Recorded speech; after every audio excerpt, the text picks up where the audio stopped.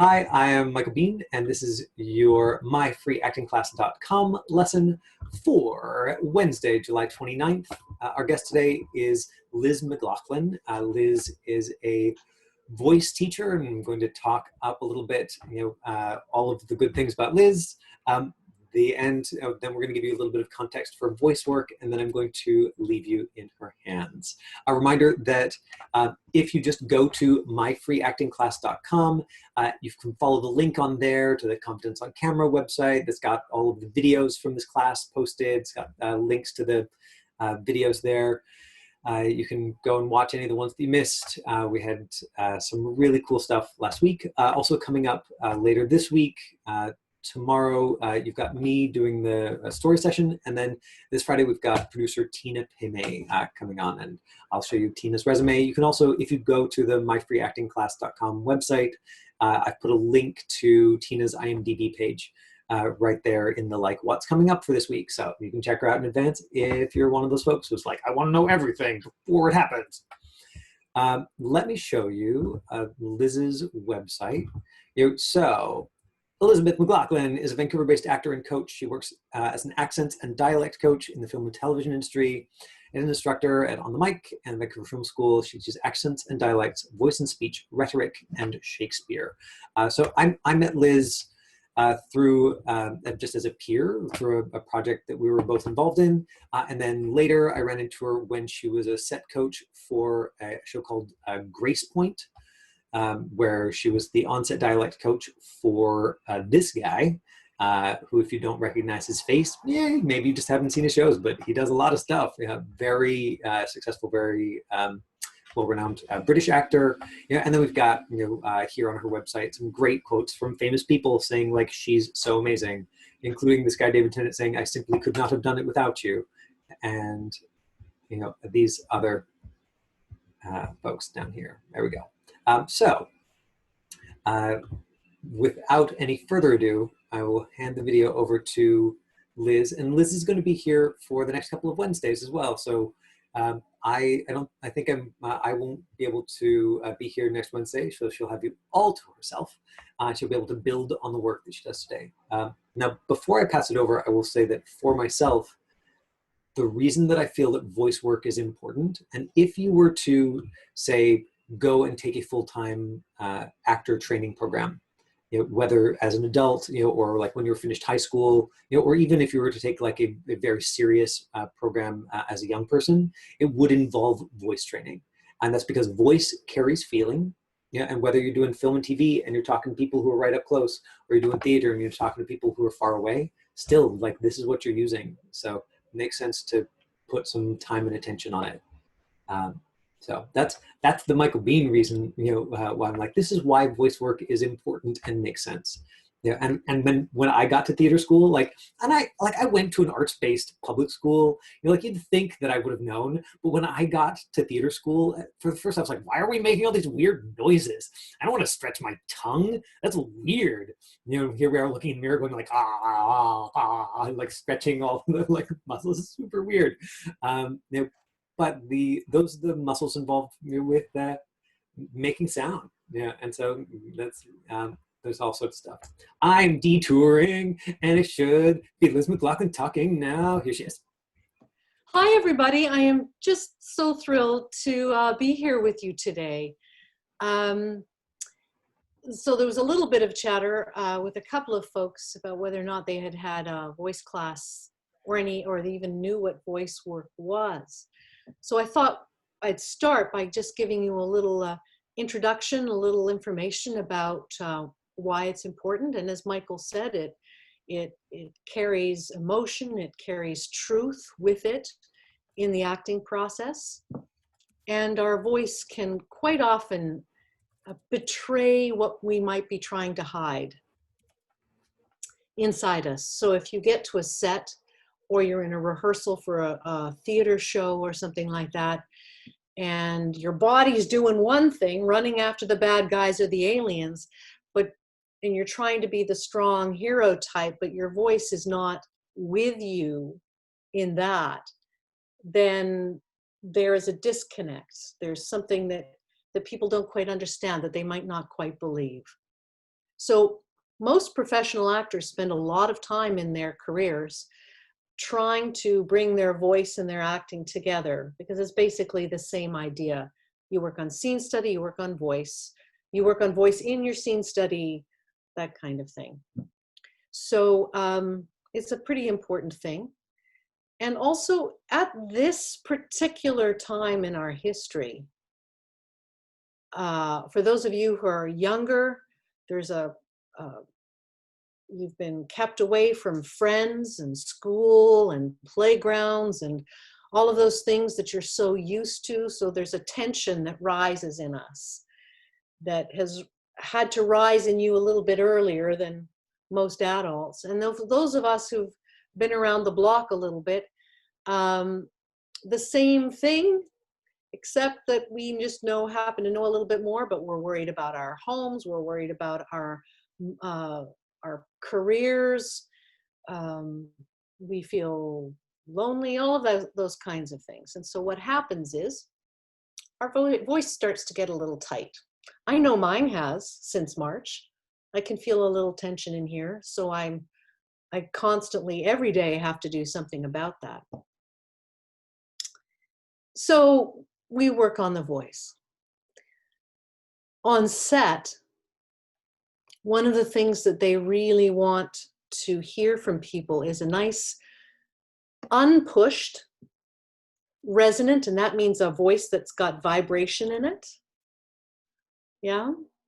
An unpushed, resonant, smooth as silk kind of sound, unless you're playing a real character. And then you can get kind of rough, you know, that kind of thing. But you also want to be able to do all of that stuff without hurting yourself. So how many of you right now on my screen, I see lots of young folks. And I'm going to ask you, you can just wave at me and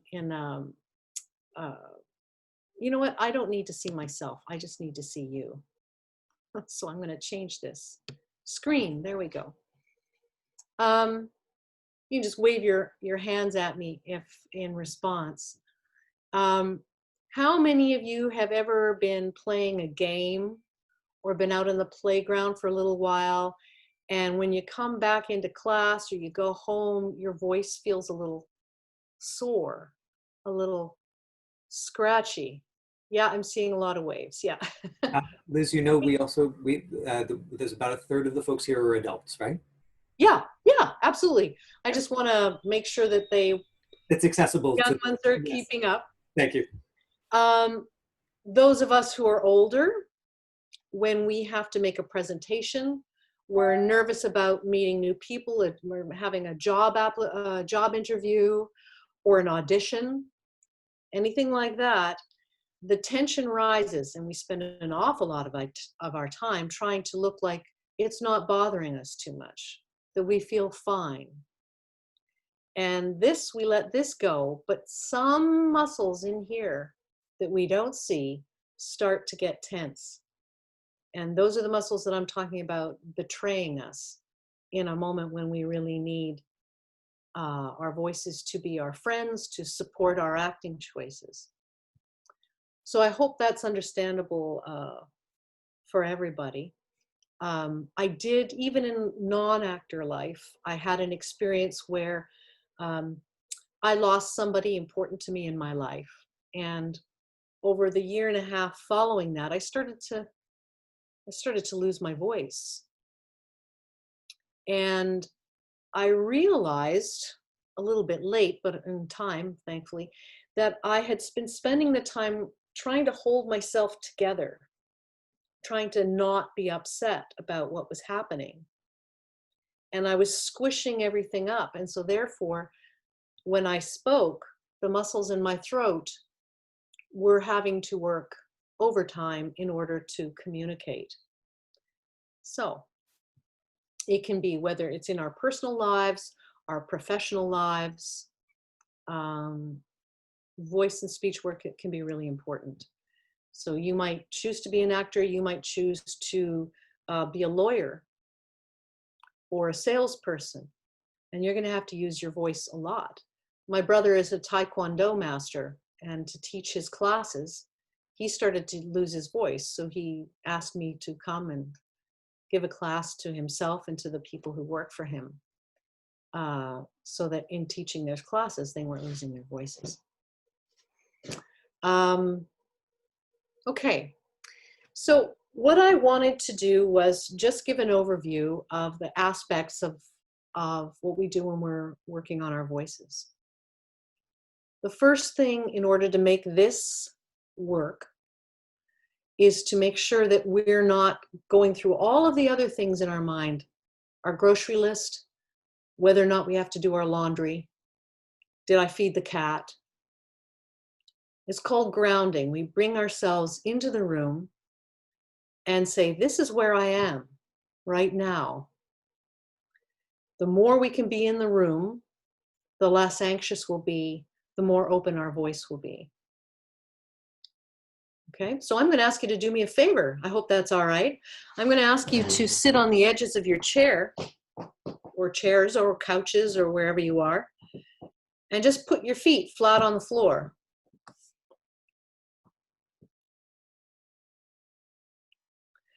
Now, you don't have to be perfect, okay?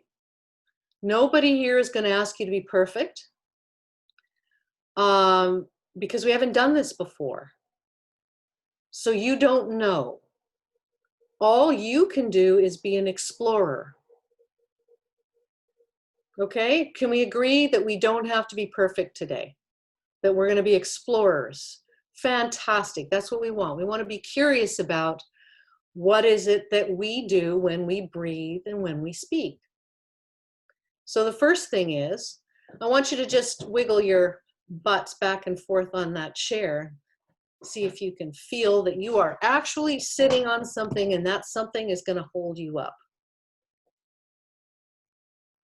Good. So we are grounding. We are bringing ourselves into the present. Good. Now just take a little look around the room.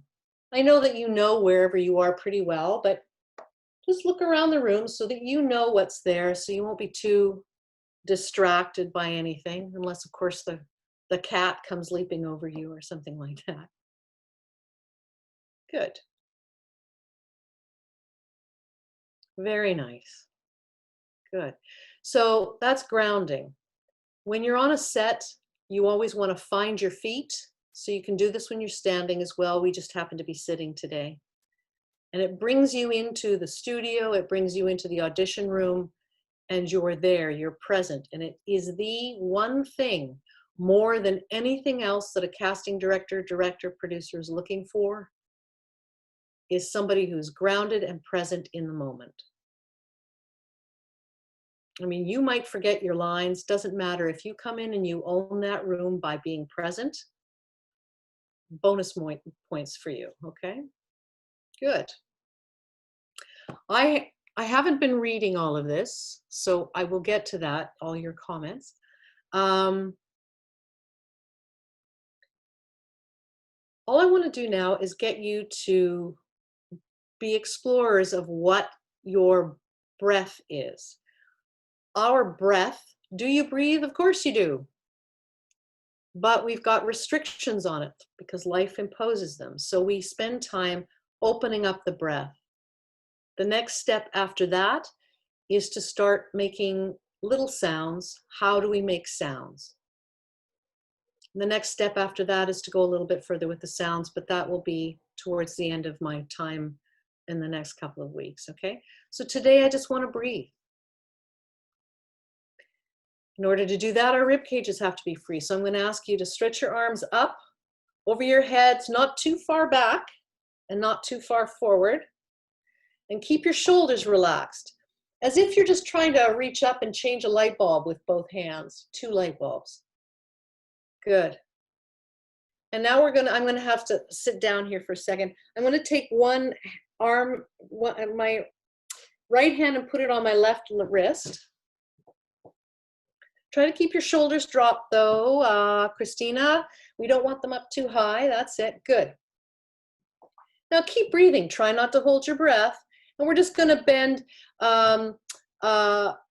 You two gals are going to have to bend in different directions, but everybody else I'll get to just bend to their right. And just breathe for a second. Imagine that those ribs on the stretched side of your body are opening up and they're getting nice and wide. And now we'll come back up to center and we'll switch hands. So I'm going to put my left hand on my right wrist. And we'll stretch over to the other side. And breathe.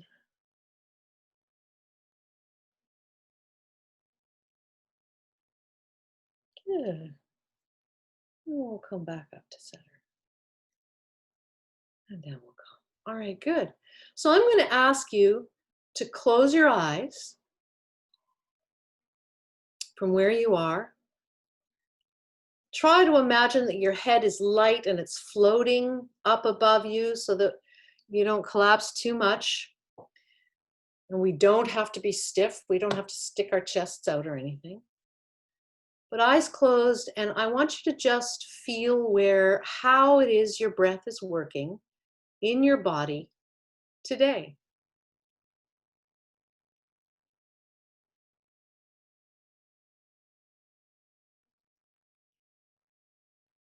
Be curious about what is working in tandem with that breath.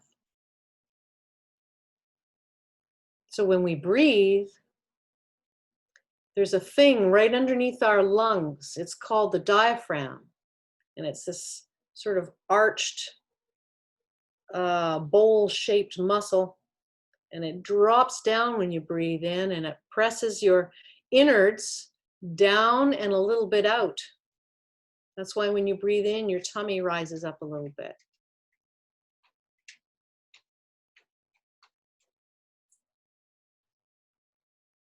And when that happens, there's muscles in our hips that expand and contract. Our ribs expand out to the side and a little bit to the back.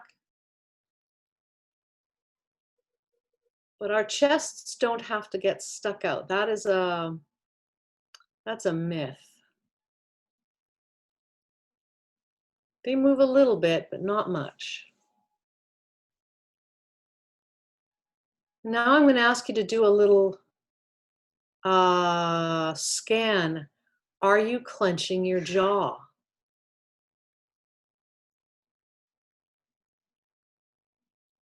Can you choose not to clench your jaw? Can you imagine that your jaw is free to hang open?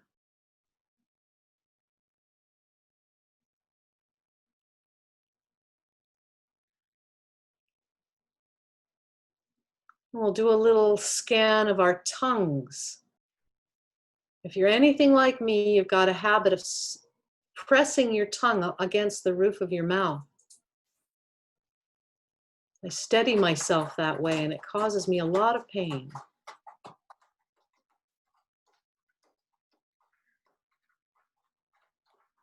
Sorry, my cat's making a little noise behind me, so I apologize for that.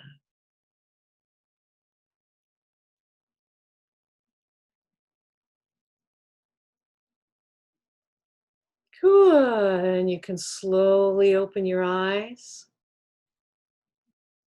Because we don't have a whole lot of time for this right now, I'm going to ask you to, maybe for yourself, of course you don't have to, but maybe for yourself, write down some of the things that you sensed when you were breathing. Just physical sensation of what happened.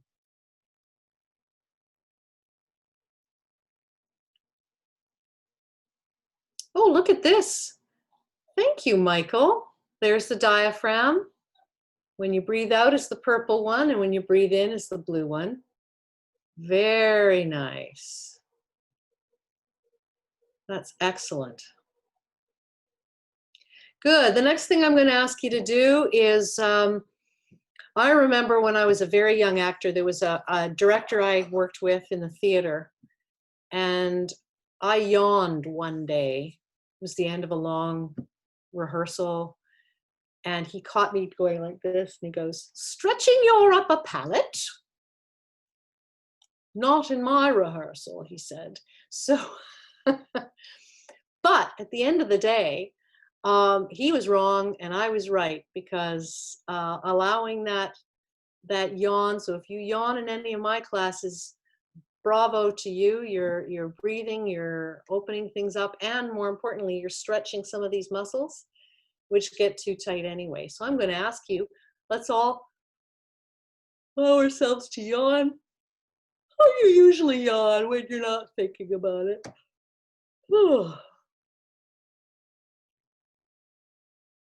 Good. And now we'll do it one more time. You get to do one more. I'm going to ask you just to gently rest your tongue on your lower lip. And by doing this, we're going to really feel the back of our mouth stretch as we yawn.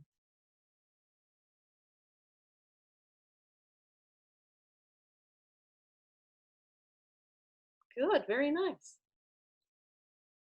You wouldn't believe how long actors spend every day opening up their breath and their mouth and their articulators. Okay, so that's just a little taste. We can go further next time, but I wanted to, Michael and I wanted to leave time. We've got about 9 minutes. I wanted to leave time for any questions that you might have about this stuff, about experiences you've had with your voice, anything like that.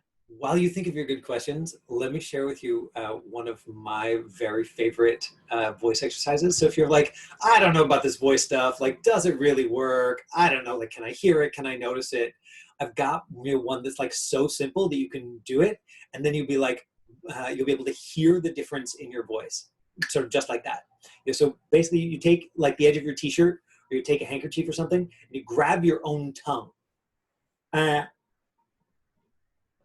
you stretch it out, like all the way out of your mouth, and just try and keep it totally relaxed while doing like some tongue twisters or something. Right? And you do that for say like 30 seconds to a minute. Try a piece of text before you do it, and then try the same piece of text after you do it. Yeah, and you want to like pull your tongue all the way out as far as you can, without pain. And keep it relaxed. And when you say the same words after that tongue stretch, you'll hear how wildly different it is. It's like, it's much clearer. It's much more open. And there's a lot of the things that you do with voice are cumulative. They're small cumulative effects. And so there aren't very many of them like that are where you can sort of get an immediate hit of like, oh, wow, that really does work. But think about what it would be like to do sort of 20 or 30 of those little things. Anyway, Michael's right. There he is. You're cutting in and out, Michael, just so you know. Curses. Curses. Okay, so questions for Liz, please. Yeah, Joseph has his hand up. Hello, Liz. Hi, Joseph. Since we put our tongue under our lid, we could also do it upwards? To yawn, you mean? Yes. Like last exercises, we used our tongue under our lid. Actually, just out. So if this part of my hand is the top of my lip, the part that I put lipstick on, or that I lick, then my tongue is going to just be resting here.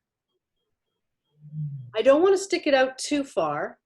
And if I stick it inside underneath that, then I've got a bit of tension at the back of my tongue. And I'm looking for it to just rest. Yeah, a little bit.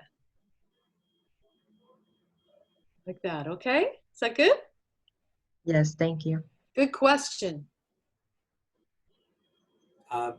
Anybody else? We've got some singers, and it doesn't have to be directly related to anything that Liz has talked about, but No. We've got a voice expert, here. If you have voice questions. Or speech questions, those exactly. are good.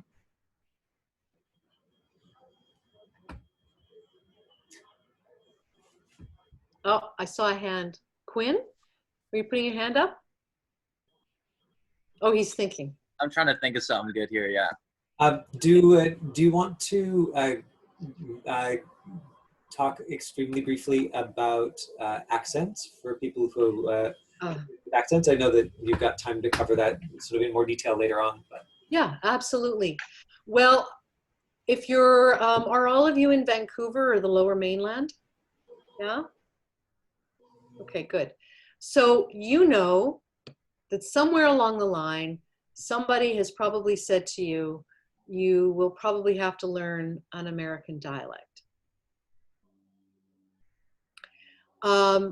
I have a feeling, you know, Michael, that this is going to be changing in the next 10 years. That the door to having to sound a certain way might open. Like, it's just a feeling I have. But for now, there are all sorts of people coming to me and going to the other dialect coaches in the city to learn an American dialect. And there are several pillars to the dialect work, just so you know. And the one that relates to the voice, well, it all is voice work, but there is how we work our mouths. It's called oral posture. The second part of it is the speech sounds that we use. So it's the difference between saying, I'm so sorry, and I'm so sorry. And then if we go further east in America, we get, I'm so sorry, right? So that's how we hold our mouth. And then speech sounds, the difference in what we call their vowel sounds, or single vowel sounds, or diphthong sounds, which I can explain at another time. What I say to all of my dialect clients is that agility is your friend. Agility, meaning that you don't just work on changing your sorries and your houses and your abouts, but that you work on expanding the range of how your tongue moves, how your mouth moves, how your lips move, so that you're comfortable when you have to make that other sound.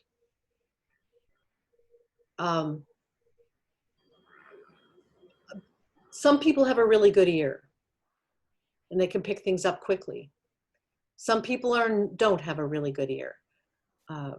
There are some dialects that I have to go through point by point by point, and others that I can just feel and pick up really easily. Canadian actors quite often think they sound American, but they still are doing an awful lot of this.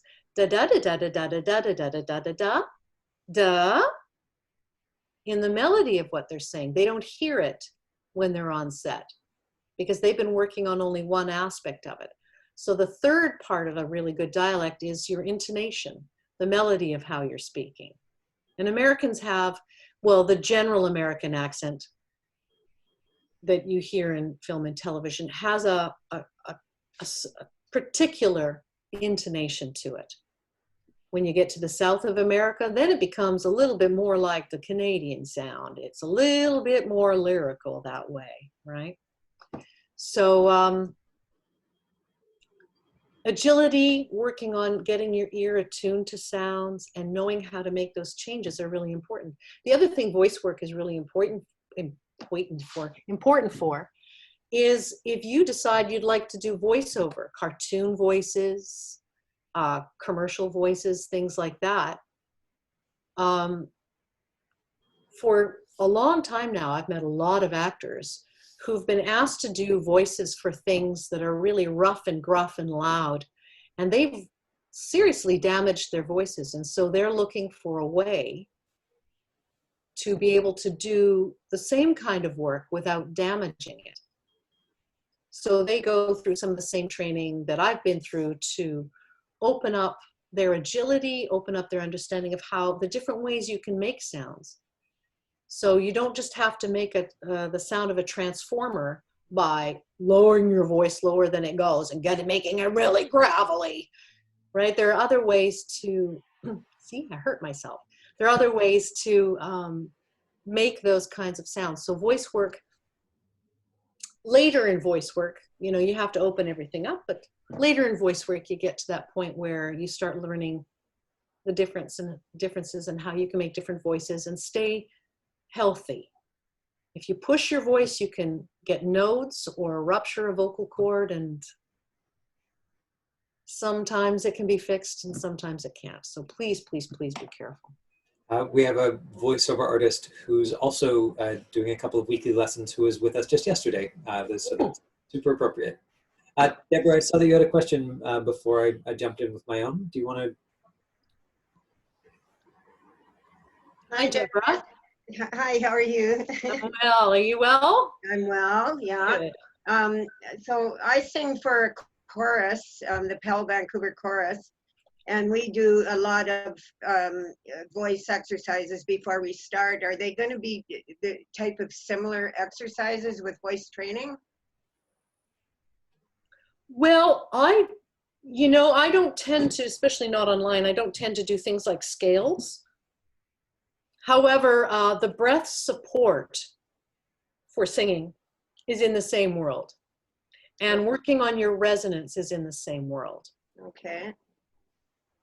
Well, thank you. You're welcome. That's an excellent question. Anybody else? We're actually Yeah, at it's 4 time. o'clock. So does somebody have like one last burning question where you're like, I must know this before next week? Tell me now, Liz. No? Okay.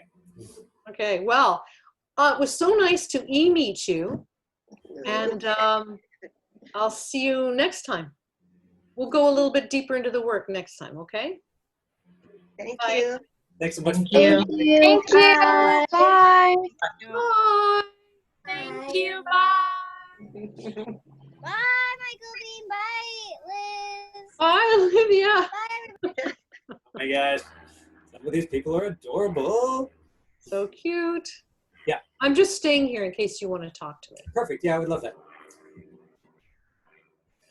I want to read these though. I didn't get to Oh, read.